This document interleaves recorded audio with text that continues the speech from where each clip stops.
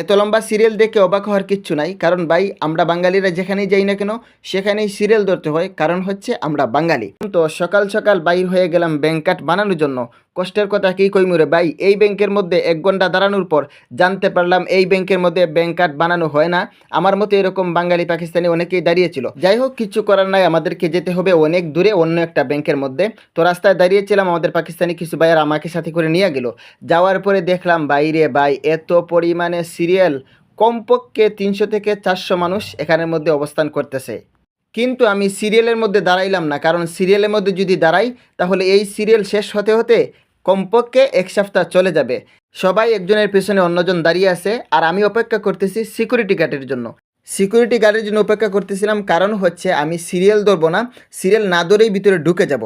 অবশেষে সিকিউরিটি গার্ডকে পেয়ে গেলাম, এমনকি সাথে সাথে আমি ভিতরেও ঢুকে গেলাম। এখন অপেক্ষা করতেছি, আমার আগে আরও 20 জন সিরিয়ালের মধ্যে আছে, তারা কাজ করবে। তারা কাজ করানোর পর আমি কাজ করব।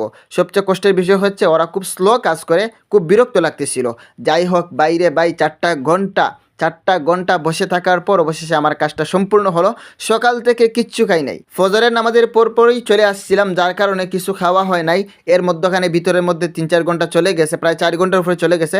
অবশেষে আমার খাবারটা আমার সামনে চলে আসলো, খাবার খেয়ে আমি চলে আসলাম ব্যাংক কার্ডটা নিয়ে আবারও আমার মসজিদের দিকে।